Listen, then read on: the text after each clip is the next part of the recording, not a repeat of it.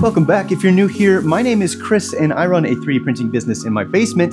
Today, I'm going to show you a day in the life of the work that I have to get done. Just got back from the store. Let's unload and get going. I like to keep my wardrobe pretty simple. I'm kind of a sucker for Carhartt, so let's get this on. Feels fresh, but familiar. Right before we get into it, feel free to like, subscribe, and comment if you have questions below. The interaction on the videos do help a lot. It makes it easier for me to get these videos out for you guys. And also your ideas on what you want me to talk about is fantastic. Step number one is I need to clean the shop because my brain is fried when I don't have any counter space. As I'm over here cleaning, let me at least give you a rundown of kind of some of the things I have to get done today. First off is get my shop space cleared, but I have a few main objectives. So first, I've got all this stuff up top. That pretty much needs assembly. And once the assembly is done, I can buy packing slips. Now, the second thing is I have to get my P1S printers all prepped and ready to start a production run. I just finished a 1,200 unit production run a couple weeks ago, I think it was, and got a request for a second one of the same thing. So I just need to get that started and on the printers. If you're curious about what's going on over here, the answer is yes. This is a lot of testing. I've been really dialing settings for one of my partnerships to make sure that the part is repeatable and consistent during printing and has all of the quality standards that we want to meet. So because of that, I've been doing a lot of experiments running nylon. Actually found that the Tech nylon is just as good as the expensive $150 roll of filament. A couple interesting things about PPACF, which is nylon, and I've been getting ready to do a large production run, which I think I've talked about before, definitely in some of the shorts. And I've been needing to find a drying solution. So here's a couple of things that I've learned regarding printing this engineering grade filament, and hopefully you can apply it to what you're doing. First off is setup is not easy. So what I've learned is nylon actually has to be ran on the outside of the printer. And in the case of this printer, it needs to be placed in the left nozzle of the two because the right nozzle and the PTFE tube, if it goes to the far right of the printer, will actually snap the filament. It's quite brittle, and I found that quite fascinating. The other thing is it has to be extremely dry. Now, that is why I'm running all 4 of my printers with these poly dryer boxes that then run up into the back. These allow me just to keep track of the moisture level, and I don't actually dry them in there, but I started by testing these out, but eventually moved into my Creality Space Pi 4XL. I don't know, not sponsored. I picked this up myself many months ago, and it's been great, but you can do 2 and 2. So I'll dry a couple. It takes about 18 hours at max temp. For those of you who are saying you cannot dry filament in, filament dryers that don't go up to 85C or whatever it is, that's not true. You can actually run 70 or 75 on a dryer for about twice the amount of time, and it does a perfect job. I know because I've done a ton of test prints, and it works fine. But outside of that, there's a lot of additional setup. So the next piece that I have to do is actually buy 4 more of these dryer boxes. So that way I can constantly have 4 dry spools that are locked away and ready to go, and then 4 on the printers doing their thing and producing the entire batch of product. The other thing I found was crazy is the material properties. This is a little test cube, and it is so freaking strong. It's pretty incredible to me how strong this material actually is and durable. We're gonna be putting threads into something, and a lot of people like to use heat inserts, but because of the durability, we found that if you just take a normal tap and run that in,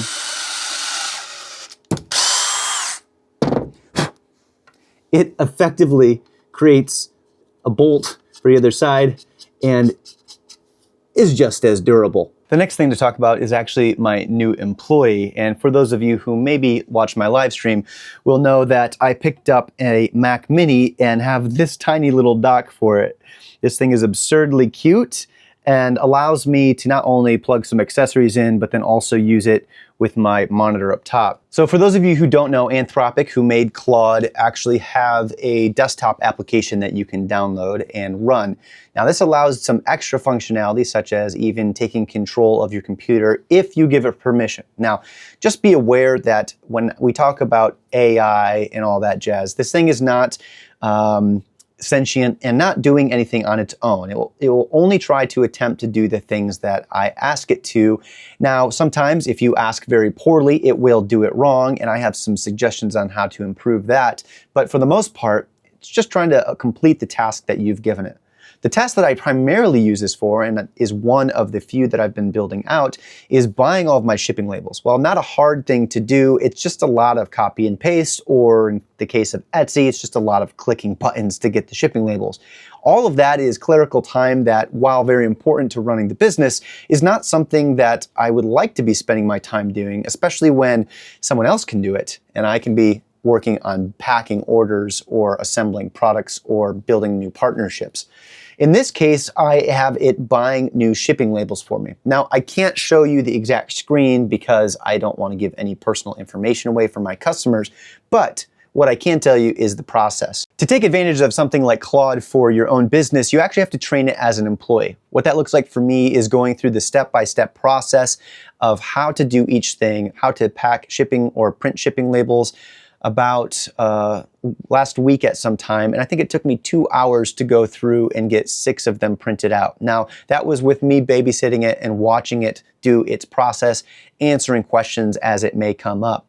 But once that's done, I actually have Claude generate its own procedure document with detailed instructions that lay out how to do that the next time.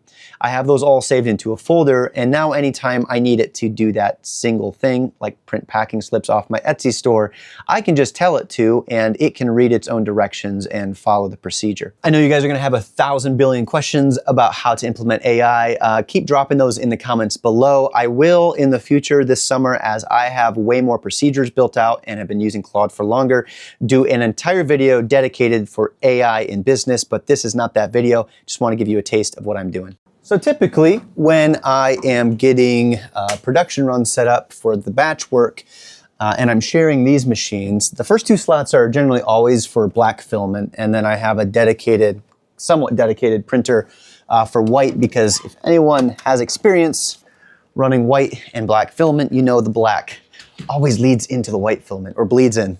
So I like to use this last slot though for running custom filaments when doing batch work. When you have 1,200 of something to make, and you know exactly how much filament you need, the nice thing is you can kind of shop around, as long as it's good with the customer, and try to get a good deal on the filament, and I don't eat into my normal supply. Most of my work, or I should say about half and half now, has become batch work versus to order. Some of my partnerships are to order, and for those I like to use the bamboo filament because I am kind of swapping in and out. I might look over at Polymaker, I'm still not sure yet, but the RFID tags are still kind of handy. But for this batch work, I'll have to manually go in and tell Bamboo that we're running a different type of filament. The batch production is also pretty easy to manage because before you even start printing anything, you already know exactly how much you need of everything. Helps just with time, calculations, and I know exactly what I need. So for this print run, I know it's gonna be 24 print runs of 27 hours each, and that's all 1,200 units. So that means if I can load up 8 printers or 6 printers, I can run the entire production in, what is that? 3, 4, probably it's like 5, less than 5 days. 4 days, I can get all 1,200 of these made. Honestly, both production methods are pretty interesting, whether you're doing like a per order production method, which is really low upfront cost for the person buying or the person I'm producing for, but then maybe a little bit more expensive in the long term, or the people who are ordering like 1,200 of something and it's easier to plan, and I know exactly how many printers I need for exactly how long and exactly how much filament. That's a little bit more flexible, and you can drive down the cost a little bit for production that way. Both are very valid for depending on the use case, and honestly, depending on the partnership, I kind of like both. Both are really fun partnerships to run, and they just provide their own challenges. I mean, this queue setup is perfect for a to-order basis, what I use for my own shop, and partners who I work with who need those services. And then the production ones, I kind of just like set and forget a little bit, but I'll tell you what, especially with this nylon project, there's a lot of upfront work to make sure they get those production runs right. So it's not you set and forget. I think people always forget that 3D printers are not entirely click play and just forget about it. If you want to do it right, it does take quite a bit of work, but the more you practice, the better you get at it. And on that note, if you are actually watching and need manufacturing services or manufacturing and fulfillment services, please let me know. You can reach out via the channel bio, has my email in it, or on my website.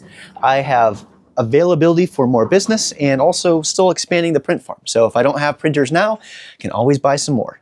All of these guys are fired up and running, and I have Claude currently buying shipping labels for me. So I'm off to do some assembly work, packing, and then I'll have USPS pick all that stuff up tomorrow. If you've made it this far, thanks for sticking around. I really appreciate the support. I want to say thank you to my subscribers and Patreon members. You guys mean a lot, and I appreciate all the interactions and feedback you give me. If you have questions about my print farm or what I do here, feel free to drop that in the comments below. Please like and subscribe. All the interactions definitely help push it in the algorithm, which makes it easier to make these videos and buy new lighting equipment or whatever is necessary to continue to make better quality content that hopefully has some useful information in it. Last but not least, live stream this Wednesday at 3 p.m. Eastern. Be there or be square. To be honest, I'm 32 and I still don't know what that means, but it's a thing. And also, if you want to talk to me about coaching, you can check that out on my website. But either way, I'm going to go enjoy the rest of my evening. Hope you all had a good time, and I'll talk to you soon.